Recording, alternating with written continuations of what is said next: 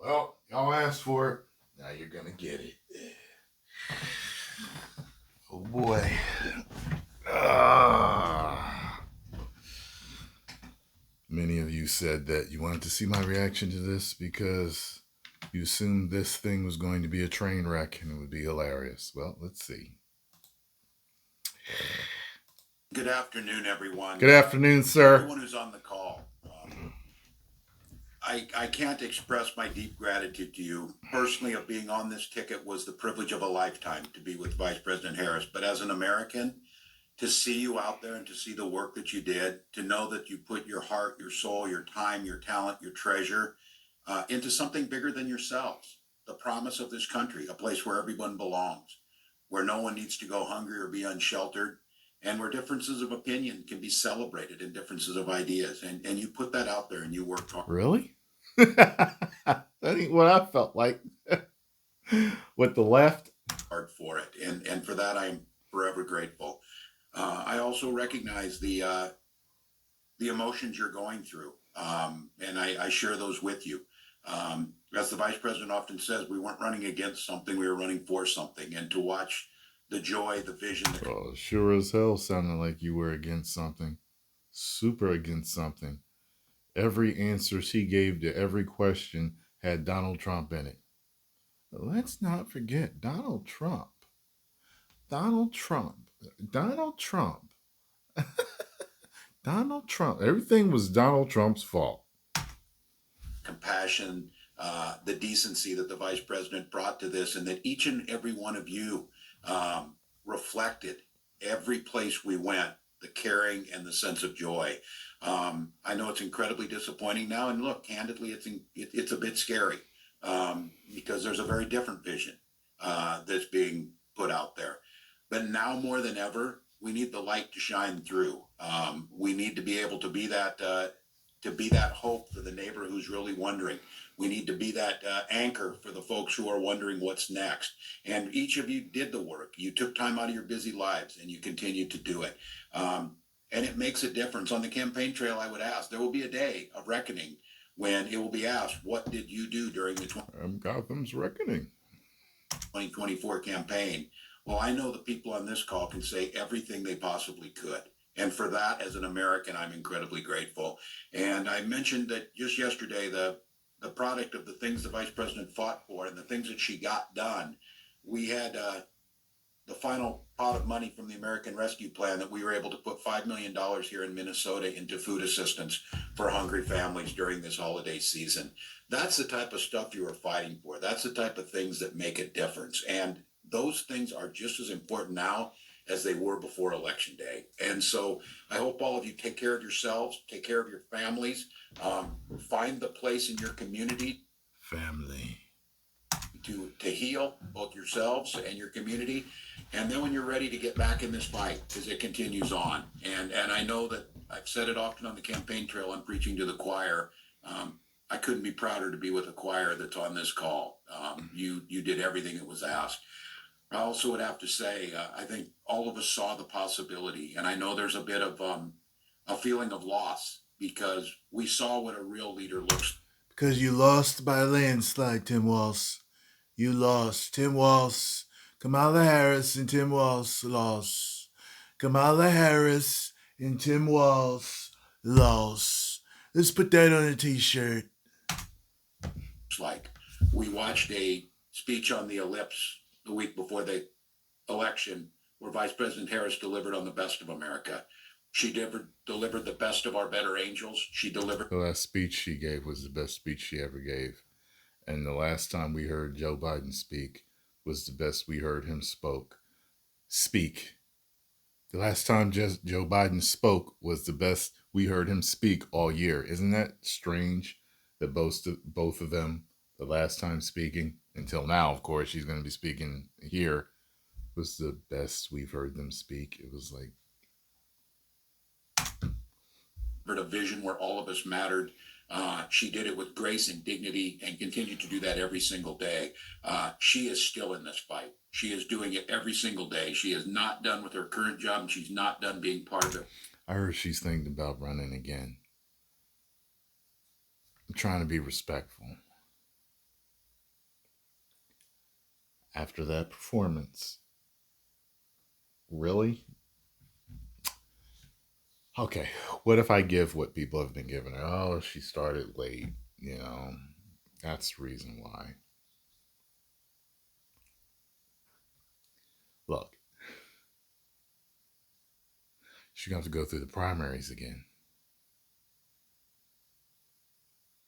You think that she's going to beat everybody for real? Like for real beat her? If Tulsi was still over there, there's no way she would beat Tulsi. No way. Come on, man. Like, with all of you. And as I said, personally, it was a privilege to be on. bet you she's going to do Joe Rogan next time. If they put her in that position where if she truthfully beats everybody out, I bet you she's going on Joe Rogan next time. I bet you. And if she does run again, she's going to have to answer every question without what everyone's been calling word salad, all the tap dancing running around that she's doing around the questions. And she better talk about how she's going to be different from Joe Biden. And she better drop all the fake accents. Like, oh.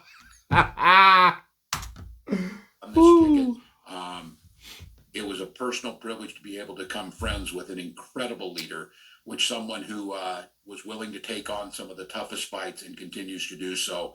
And I would just ask all of you to join me in welcoming our Vice President, Kamala Harris. Thank you, Tim. Thank you. That grin of hers cracks me up. You are such an extraordinary leader, and we have become lifelong friends. I just, in front of everyone, I want to thank you, Tim. You lead with courage. You lead with heart. You see the people. You care about the people. You believe in uplifting the dignity to which all people. She has a particular look to her face right now. Look in her eyes. It looks like one of two things to me.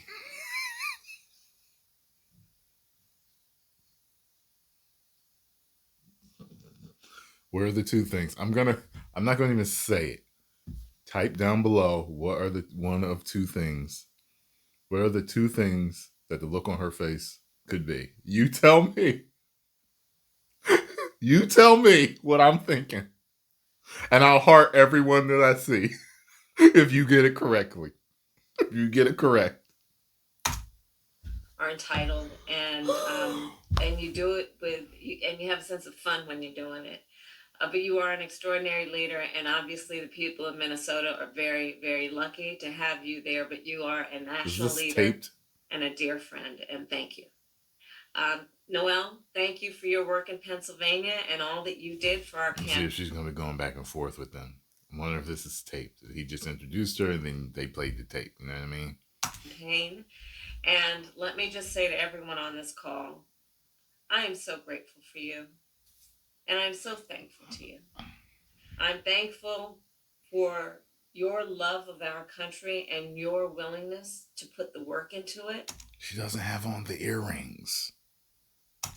I'm thankful for the faith that you put in me and Governor Walz and our team. And I am thankful because I know your character. I'm surprised the Hodge twins don't call them Sugar Walls. I'm like really surprised. Like I don't watch everything they put out, so maybe they have. But they probably have called him Sugar Walls. I bet you. And if not, I just gave them my idea if they see my video.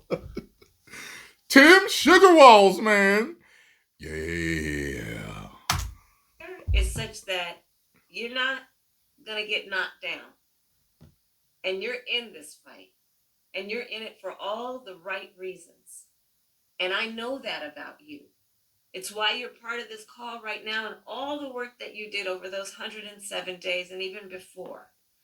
That's your nature. And the outcome of this election obviously is not what we wanted. It is not what we worked so hard for. But I am proud of the race we ran. And your role... You are? No, you're not. You're just saying that. It's just formalities, just political formalities. And this was critical. What we did in 107 days was unprecedented. think about the coalition that we built, and we were so intentional about that. You would hear me talk about it The Rainbow Coalition. all the time. Being a daughter of parents who are active in the civil rights movement, I know and believe that the best It's funny that I said that and then she just said that. movements that are about progress in our country mean that it's leaders that we are dedicated to the coalition, to bringing people together that seemingly have nothing in common, but have everything in common.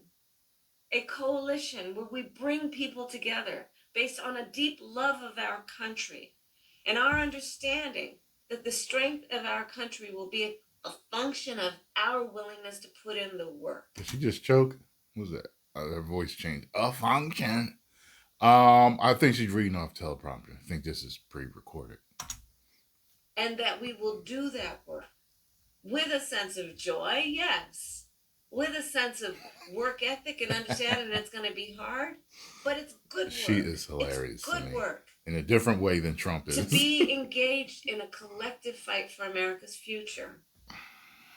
And it means so much to me and to Governor Walz that you knocked on doors, you called friends. Governor Sugar Walz, man! Favors. You said, hey, I showed up at your softball game. Now I need you to show up at the campaign office.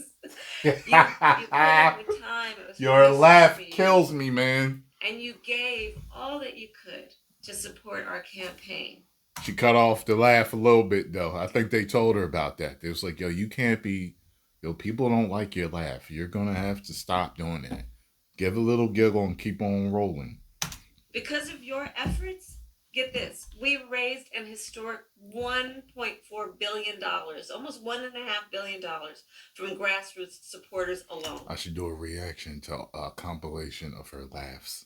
Somebody send me a compilation of Kamala Harris laughs. The most in presidential campaign history. Nearly 8 million donors contributed an average donation of about $56 to fuel our people-powered campaign. And understand that the work that we did included the work that so many of you here did, which is to talk to first-time voters. Many of you are first-time voters. And to talk about how being involved can make a difference. And that remains true. And that's one of the pieces that I just want us to please take away, that our fight for freedom and for opportunity and for the promise of America, it included, for example, nearly almost 4 million first-time contributors to our campaign because of the work you did of helping people know that they can be engaged. And that for the people that are going to comment down below, what are the two things that the look in her face is? I don't want you to confuse it with how she sounds, okay? Kamala Harris sounds a particular way. That's only one way. But the look in her face in the beginning of this video says one of two things, okay? Tell me which two things that the face shows.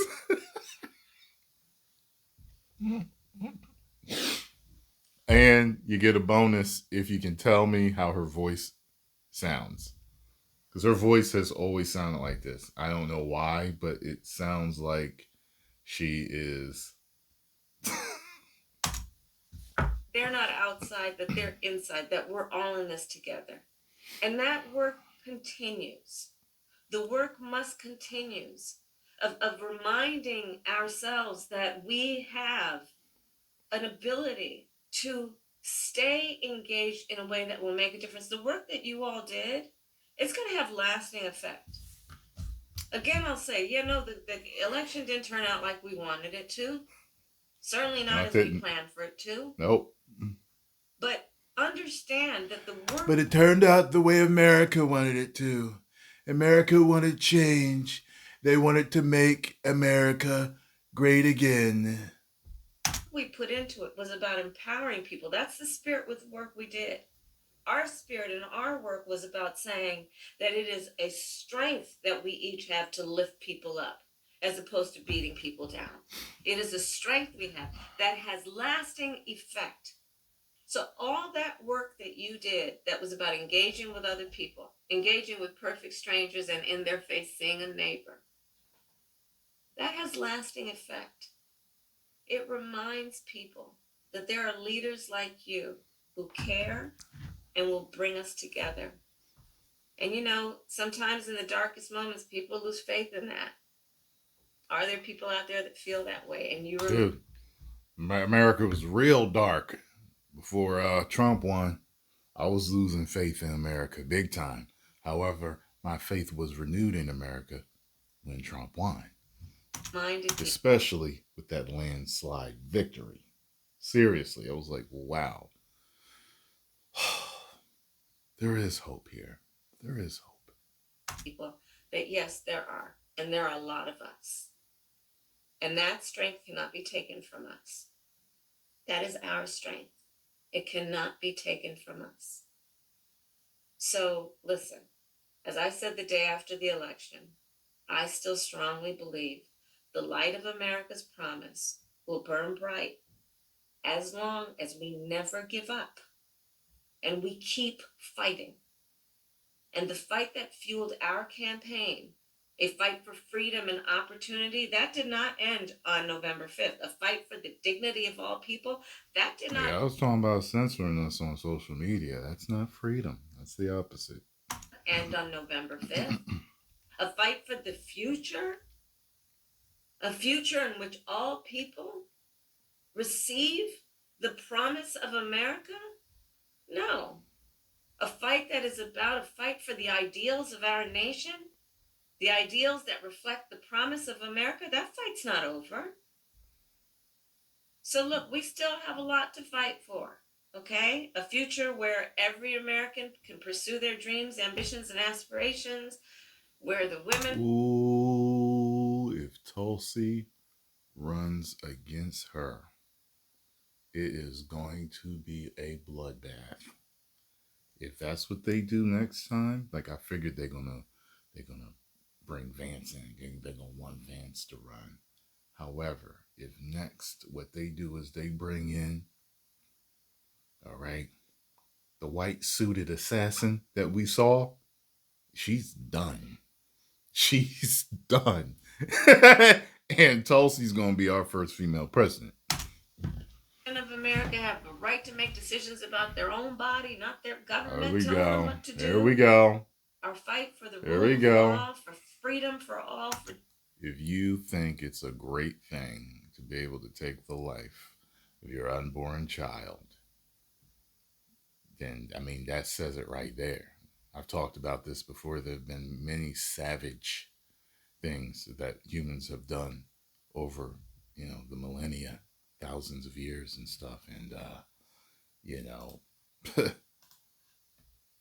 the Spartans, used to throw away their children if they were too small, stuff like that. In other countries right now, right?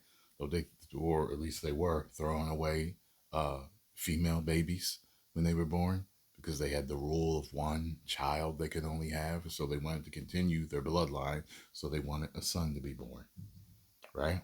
Savage stuff people are doing.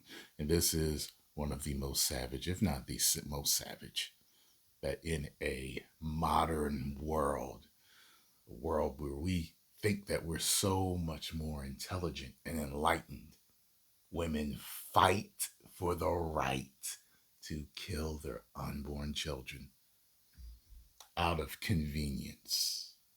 See, it's not the main three exceptions, whether it's the R word, the I word, or for them to save the mother's life. No, I could give that, okay? But it's mainly because, I might have to get a second job. Oh, poor you. Poor you, adult. Poor you that made that decision. And even if you're underage, if you're like 16, 17, you made the decision to lay down. If you could make that decision, then you can make the decision to take care of that life you created. You and him. Okay? And even if you don't want to be there, there's a lot of programs that can help single mothers out there. But you really do need to put your big girl pants on and your big man pants on to take care of that child, no matter the situation. I don't want to hear it. You did it. Take care of the child. Because the child has the right to their body, right? Their body's developing inside of yours. Okay? So, once you have that baby, you can give them up for adoption. You can let the family raise them, stuff like that. Everyone that's for abortion is alive. Always remember that. Okay? I guarantee you 99.9% of people that are alive that are for abortion, if you ask them, do you wish that your parents had aborted you? Most of them won't. The only ones that say you every once in a while you hear somebody strange say, yeah, they're disturbed. They're not normal mentally. You get what I'm saying? They don't have normal mentality. Okay? People want to live. That child has a right to live. And you don't have a moral right to take that life. Equal justice, the sacred principle that everyone, no matter where they start out, has certain fundamental rights and freedoms that must be upheld. That's not over. I'm ready for this to be over. That fight's still in us, and it burns strong. And I know this is an uncertain time. I'm clear-eyed about that. It ain't uncertain to me. It's real certain about what's going down. Okay, we getting it. We know what's going on. Y'all trying to take us into World War III, and he's trying to stop it and usher in a better era. That's what's going on. It ain't uncertain. I know you're clear-eyed about it. And it feels heavy. And I just have to... Got that part right. Knowing that they trying to drag us into this war does feel real heavy. Don't you ever let anybody take your power from you. We won't. You have the same power that you did before November 5th. That's right. And we have the same power also. So everyone that's for Trump and for freedom of speech and for life and for making America great, they will also vote and have the same power. And you will lose again. Because people do not want this woke era of garbage and seeing where the country's been going. We don't want it. We want to be healthy again. Look at those videos of the high school kids doing their physical fitness stuff on the playground back in like the 50s before they started putting all this garbage in our food. Look at that. And you have the same purpose that you did. And you have the same ability to engage and inspire. So don't ever let anybody or any circumstance take your power from you. Look, this mission that we have, it takes hard work. But as you've heard me say many times, we like hard work. Hard work is good work. So do we. Hard work can be joyful work. Mm-hmm. And in doing our... You know what joy is? Bringing children into the world. Not having your birth rates drop. Bringing a new life in. Giving it a chance. That is joy. The joy on the mother's face when they see that child smiling back at them. The joy on the father's face seeing that child born. That's joy. We will remain committed and intentional about building community. Building coalitions. Can't build community without children. Gotta keep having them. Reminding people that we all have so much more in common than what separates us. We will be armed with the faith and the fuel that tells us what is possible and then drives us to achieve it. So let's continue to organize and mobilize and stay engaged. And I thank you all. I thank you all. We are all in this together. All right? We are all in this together. And on this practical eve of Thanksgiving, I wish everyone a happy Thanksgiving with the ability and to find the ability at this moment. Yeah, she's choked on her spit. I knew it was something. Just remember, there is so much to be thankful for. I've had that moment before. I wish for you that you are surrounded by the people you love and who love you. As you know, I encourage you to be around family in whatever way you compose family. That family. family. But to take a moment and just reflect on all the good you have done and all the good you have yet to do. You damn right. Reflect on all the good that y'all have done when y'all voted for Trump. Y'all are ushering in a new age, an age of unwokeness, an age of making America great, of getting healthy again, not being fat, not being diabetic, not having to go on insulin, not growing tumors and cancer and all that other stuff. We ushering in a good age. The crypto blew up. The stock market blew up. Prices are already starting to come down. It's the era of peace. All the world leaders are getting their booties in line once Trump won. Remember that, people that voted for Trump. Remember that. And everybody that supports him, whether you voted for him or not, remember that. We are powerful, those of us who love our country. And we've got a lot of work to do. And with that, I will hand it over to Noel. Thank you all, and happy Thanksgiving from Doug and me and our family. Yeah, this is definitely recorded. The last part fell off because I got a notification. It is what it is, you know. But post the comments down below. Let me know what y'all thought. If you enjoyed my thoughts, hit the like button, subscribe, and share.